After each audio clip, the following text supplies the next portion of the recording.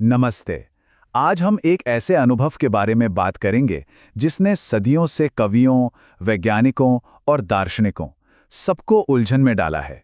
प्यार। तो आखिर ये प्यार है क्या? बस एक एहसास है? एक सोचा समझा फैसला? या फिर हमारे डीएनए में लिखा हुआ एक बायोलॉजिकल प्रोग्राम? सदियों से बड़े बड़े विचारक इसी सवाल से जूझते आए हैं और इसी सवाल से जांच के दो बड़े रास्ते निकले हैं जिन पर आज हम चलकर देखेंगे।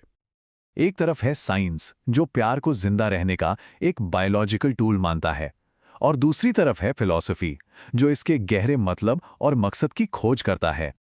अच्छा, तो चलिए शुरुआत करते हैं इसके बायोलॉजिकल ब्लूप्रिंट से। पहले ये समझते हैं कि जब किसी को प्यार होता है तो उसके दिमाग के अंदर आखिर चलता क्या है। जब हम प्यार महसूस करते हैं तो हमारा दिमाग केमिकल्स के एक पावरफुल कॉकटेल से भर जाता है। सोचिए, डोपामाइन है जो खुशी और रिवॉर्ड का एहसास दिलाता है। फिर है ऑक्सीटोसिन, जिसे बॉन्डिंग हार्मोन भी कहते हैं, ये विश्वास और लगाव पैदा करता है। और तीसरा है वैसोप्रेसिन, जो लंबे समय के रिश्ते को मजबूत बनाता है। और पता है, इन्हीं केमिकल्स की बाढ़ की वजह से प्यार इतना उत्साह से भरा, यहां तक कि एक नशे जैसा लगता है। मतलब साफ है कि इस जबरदस्त फीलिंग का एक सॉलिड बायोलॉजिकल कारण है। लेकिन ये तो हुई ब्रेन केमिस्ट्री की बात। इवोल्यूशनरी साइकोलॉजी इससे एक कदम आगे जाती है। वो ये सवाल उठाती है कि आखिर ये पावरफुल केमिकल सिस्टम बना ही क्यों? और जवाब है, सर्वाइवल के लिए, हमारी प्रजाति को जिंदा रखने के लिए।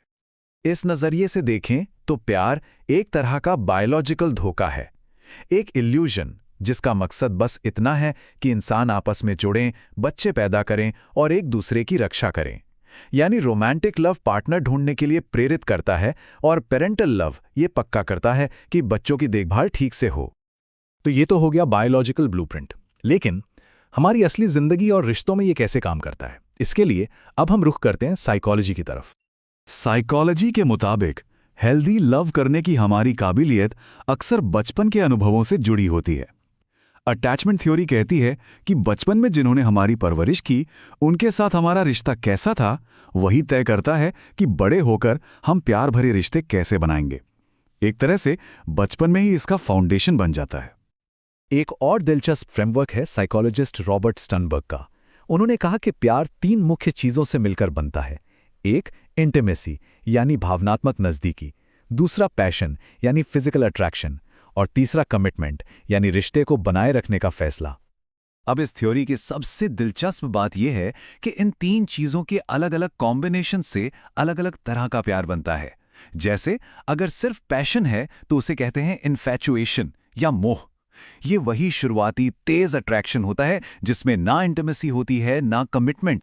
वही दूसरी तरफ अगर इंटिमेसी और कमिटमेंट तो है लेकिन पैशन नहीं है, तो इससे बनता है कंपैनियनेट लव, एक गहरा साहचर्य वाला प्यार। और आखिर में आता है इसका आइडियल फॉर्म, कंज्यूमेट लव यानी संपूर्ण प्रेम। इसमें इंटिमेसी, पैशन और कमिटमेंट तीनों का बिल्कुल सही बैलेंस होता है, और यही एक पूरा और टिकाऊ बंधन बनाता है।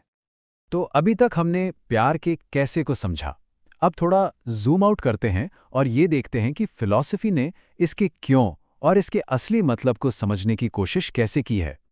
प्लेटो जैसे क्लासिकल फिलोसोफर्स के लिए प्यार सिर्फ एक इमोशन नहीं था, वो इसे इरोस कहते थे।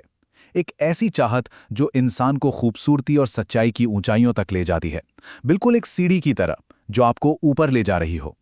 लेकिन इसके बिल्कुल उलट नीत्शे जैसे मॉडर्न फिलोसोफर्स ने प्यार के पीछे की नीयत पर ही सवाल उठा दिया। उनका कहना था कि प्यार अक्सर विल टू पावर से चलता है, मतलब हमारे अंदर अनजाने में ही दूसरे पर हावी होने या उसे कंट्रोल करने की इच्छा होती है, और प्यार उसी का एक रूप हो सकता है। तो जैसा कि हम देख सकते हैं, इतिहास में फिलोसोफर्स ने प्यार को बहुत अलग अलग नज़रों से देखा है। प्लेटो के लिए ये आध्यात्मिक सच्चाई तक पहुंचने का रास्ता था। अरस्तु के लिए ये फिलिया था, यानी आपसी सम्मान और दोस्ती। तो वहीं सार्त्र ने कहा कि प्यार आज़ादी का प्रतीक है, जिसमें एक दूसरे की इंडिविजुअलिटी की इज्जत हो। मतलब इस पर इतने अलग अलग विचार हैं कि प्यार आखिर है क्या। और यहीं से शुरू होती है फिलॉसफी की एक सबसे बड़ी बहस।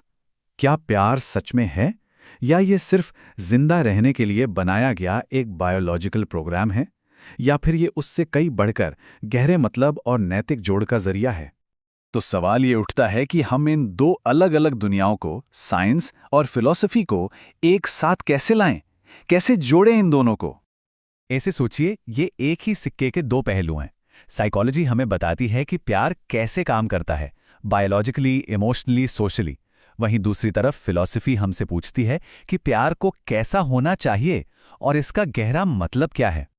जब इन दोनों को साथ मिलाकर देखते हैं तो ये समझ आता है कि प्यार असली भी है और सिंबॉलिक भी। ये एक बायोलॉजिकल सच्चाई है जिसका फिलॉसफिकल सिग्निफिकेंस बहुत गहरा है, और ये एक ऐसी चीज है जो इंसान को या तो ऊंचाइयों पर ले जा सकती है या फिर बुरी तरह से उलझा भी सकती है। तो इस पूरी बात को हम प्यार की एक जर्नी की तरह देख सकते हैं। इसकी शुरुआत होती है केमिस्ट्री से, एक बायोलॉजिकल अट्रैक्शन से। फिर अगला पड़ाव आता है साइकोलॉजी का, जहां हम अपने पैटर्न्स और अटैचमेंट को समझते हैं। और आखिर में मंजिल आती है फिलॉसफी की, एक सोची समझी कमिटमेंट जहां हम कॉमन वैल्यूज और मीनिंग को चुनते हैं। और ये आखिरी विचार हमें एक बहुत ही पावरफुल सवाल के साथ छोड़ जाता है कि प्यार में पड़ना तो एक नेचुरल इंस्टिंक्ट हो सकता है, पर क्या प्यार में बने रहना एक फिलॉसफिकल चॉइस है, एक ऐसा फैसला जो सोच समझ कर लिया जाता है? शायद प्यार सिर्फ एक एहसास नहीं है जिसे महसूस किया जाता है, बल्कि एक हुनर है जिसे वक्त के साथ सीखा जाता है।